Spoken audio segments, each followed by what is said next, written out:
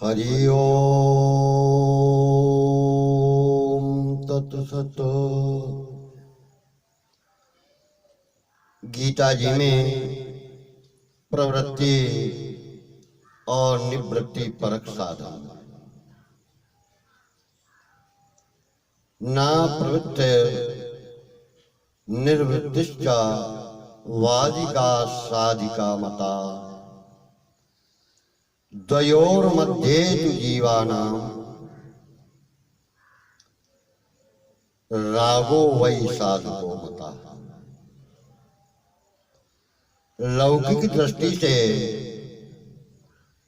किसी भी क्रिया में प्रवृत्त होना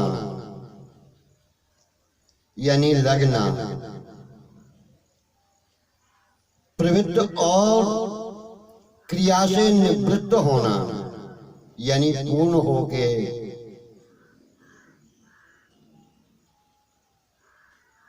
निवृत्ति, पूर्ण होने को निवृत्ति कहते हैं, निवृत्ति कहलाती है। ऐसे ही लौकिक दृष्टि से गृहस्थाश्रम में प्रवृत्ति परक और संन्यासाश्रम निवृत्ति परक कहलाता है। गृहस्थाश्रम में कार्यों में लगना पड़ता है और संन्यासाश्रम में कार्यों से छुटकारा मिलता है। परंतु गीता जी की दृष्टि से अगर भीतर आत्मा में विषयों के प्रति प्रेम है, कामना की इच्छा है और बाहर से निवृत्ति, बाहर की निवृत्ति हो चुकी है, तो आत्मा में भाव रहने से वह प्रवृत्ति ही है। यानी आत्मा से आप उन चीजों से दूर नहीं हुए। आत्मा में संसार के प्रति आपके मन में प्रेम है, आसक्ति है, इच्छाएं, और आत्मा में राग कामना आसक्ति नहीं है, तो बाहर से आप यदि वह कार्य कर भी रहे हैं तो भी आप निवृत्त हैं। यदि अंतर आत्मा में आप किसी भी काम से प्रेम नहीं रखते, आपके प्रति उस काम के प्रति काम के फल की इच्छा नहीं है, किसी भी चीज में आपका लगाव नहीं है, तो आप बाहर से प्रवृत्त हैं, अंतर आत्मा से आप निवृत्त यानी छूटे हुए। जो बाहर की क्रियाओं से तो निवृत्त हो गया है, जैसे संन्यास धारण कर लिया है, संसार समझता है कि ये संसार से दूर हो गए, पर मन में संसारी विषयों के प्रति प्रेम है, उन विषयों के प्रति आप चिंतन करते हैं, सोचते हैं, तो उसकी निवृत्ति को गीता ने मिथ्याचार पाखंड कहा है।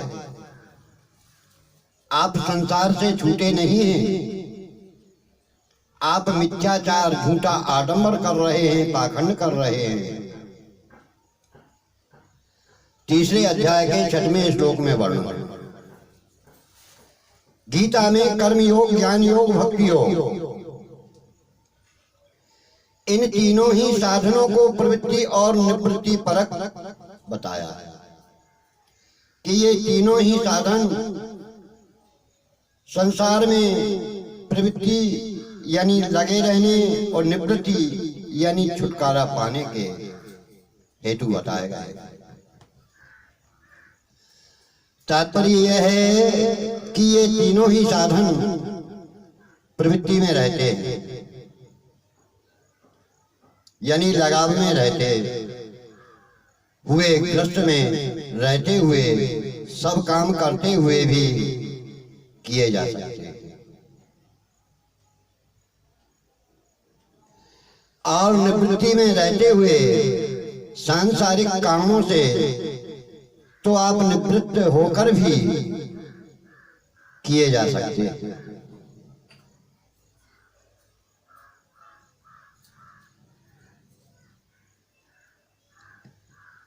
कर्मयोग, प्रवृत्ति परक कर्मयोग,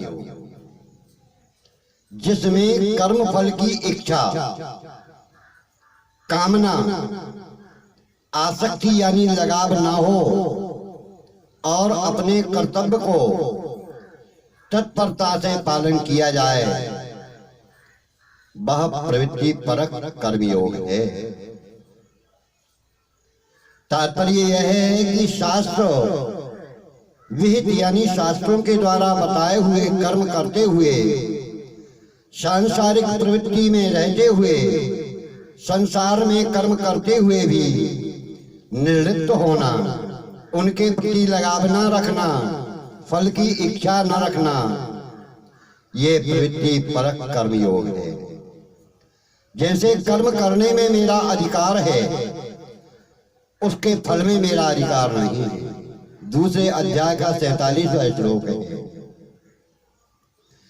योग में अर्थात समता में स्थित होकर के यानी सभी को एक समान दृष्टि से देखते हुए तू कर्म कर, दूसरे अध्याय के 48वें श्लोक में। न तो कर्मों का आरंभ किए बिना निष्कर्मता की प्राप्ति होती है और न कर्मों के त्याग से ही, तीसरे अध्याय का 4वें श्लोक में। तुझे नियत कर्मों का त्याग नहीं करना चाहिए, क्योंकि कर्म ना करने की अपेक्षा कर्म करना श्रेष्ठ बताया है, तीसरे अध्याय के 8वें श्लोक में। ब्रह्मा जी ने भी सृष्टि रचना के समय प्रजा के कर्तव्य पालन के लिए कर्म किए, प्रजा पालन के लिए कहा है। तीसरे अध्याय के 10वें से 12वें श्लोक तक वर्णन है। भगवान भी लोक संग्रह के लिए कर्म करते हैं, तीसरे अध्याय के 22 से 24 श्लोक तक वर्णन। अब निवृत्ति परक कर्मयोग, जिसमें कर्मों से उपरति हो जाती है, वैराग्य हो जाता है और पदार्थों का त्याग रहता है, वह निवृत्ति परक कर्मयोग है। यह कर्मों से उपराम होना यानी दूर होना, पदार्थों का त्याग करना भी केवल लोगों के कल्याण के लिए ही होता है। अर्थात निवृत्ति रूप कर्म भी संसार के हित के लिए होता है। इसमें अपना कुछ भी स्वार्थ नहीं रहता। जैसे शरीर और अंतःकरण को बस में करने वाला, सब प्रकार से संग्रह का त्याग करने वाला और संसार की आशा से रहित कर्मयोगी केवल शरीर संबंधी कर्म करता हुआ भी कर्म बंधन में नहीं बंधता है। 4थे अध्याय के 21वें श्लोक में अब ज्ञान योग आया। तो ज्ञान योग में प्रवृत्ति परक ज्ञान योग, गुण ही गुणों में वर्त रहे हैं, गुणों के अलावा अन्य कोई करता नहीं है। सारी क्रियाएं गुणों में और इंद्रियों में ही हो रही हैं। ऐसा समझकर कर्तापन के अभिमान से रहित होकर क्रियाएं करना प्रवृत्ति परक कर्म योग है, ज्ञान योग है।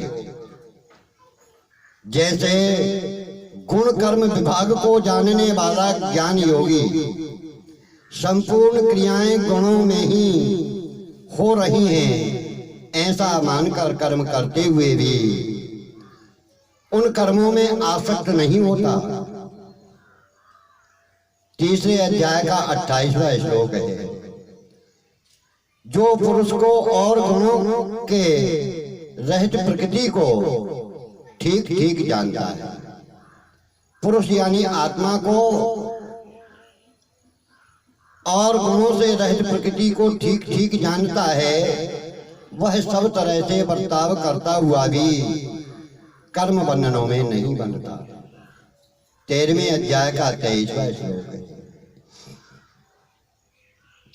जिसमें अहंकृत भाव यानी अहंकार का भाव और किसी भी कर्म के फल की इच्छा नहीं है, वह संपूर्ण प्राणियों को मारने पर भी यानी घोर से घोर कर्म करने पर भी उस कर्म बंधन में नहीं बनता। 18वें अध्याय का 17वां श्लोक। अब निवृत्ति परक ज्ञान योग। सांसारिक प्रवृत्ति से कर्मों से निवृत्त होकर एकांत में केवल अपने स्वरूप का परमात्मा का ध्यान चिंतन करना निवृत्ति परक ज्ञान योग है। जैसे सात्विकी बुद्धि से युक्त वैराग्य का सहारा लेकर सारी सांसारिक वस्तुओं का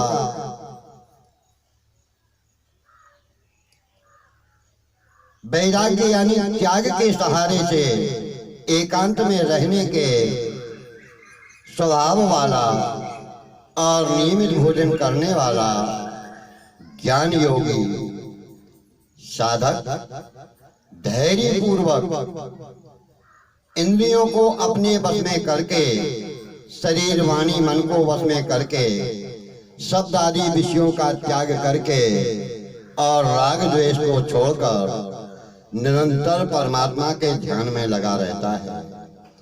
वह अहंकार हठ घमंड काम क्रोध और संग्रह का त्याग करके ममता रहित होकर शांत होकर ब्रह्म प्राप्ति का पात्र हो जाता है।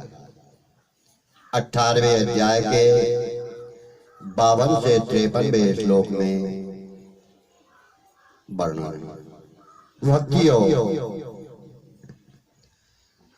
प्रवृत्ति परक भक्ति योग, जिसमें कर्म तो सांसारिक होते हैं पर वे भगवान की प्रसन्नता के लिए भगवान के आश्रित होकर भगवत का पूजन की दृष्टि से किए जाते हैं, वह प्रवृत्ति परक भक्ति योग।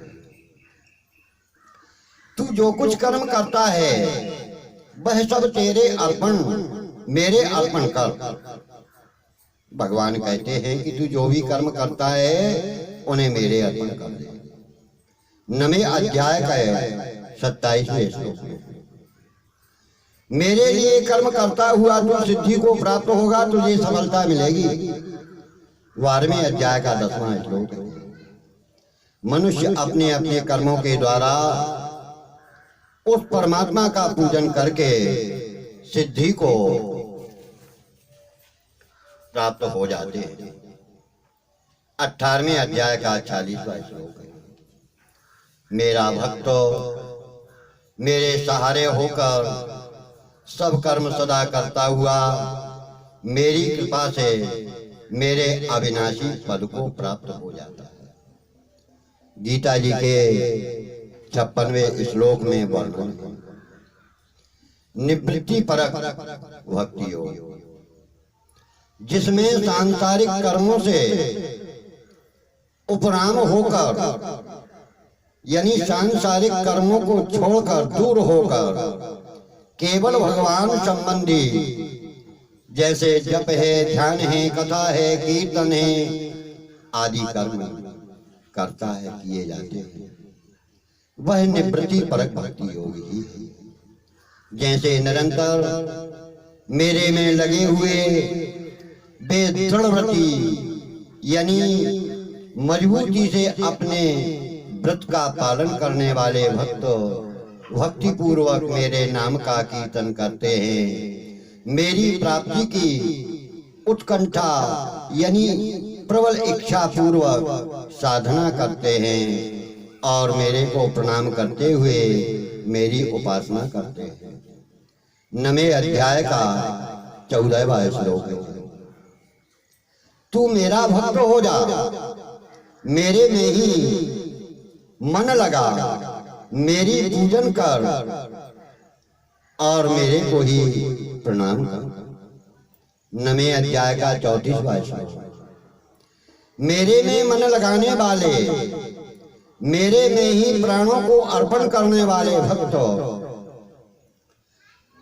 आपस में मेरे गुण प्रभाव आदि को जानते हुए और उनका कथन करते हुए कहते हुए नित्य निरंतर संतुष्ट रहते हैं। 10वें अध्याय का 9वां श्लोक। तात्पर्य यह है कि साधन करने की शैली 2 तरह की है। एक में तो व्यवहार करते हुए परमात्मा की तरफ चलते हैं और दूसरे में व्यवहार का त्याग करके परमात्मा की तरफ चलते हैं। व्यवहार को रखते हुए साधन करना प्रवृत्ति परक है और व्यवहार को त्याग करके साधन करना ये निवृत्ति परक है। जैसे कि मनु, जनक आदि राजा प्रवृत्ति परक हुए और सनकादि सुखदेव जी आदि निवृत्ति परक हुए। वास्तव में देखा जाए तो कर्मयोग, ज्ञान योग और भक्ति योग तीनों ही साधनों में निवृत्ति है, अर्थात प्रवृत्ति में भी निवृत्ति है और निवृत्ति में भी प्रवृत्ति है। कारण कि इन तीनों ही साधनाओं में संसार के संबंध जैसे राग आदि का त्याग और परमात्मा से संबंध होता है। हरि ओम तत्सत।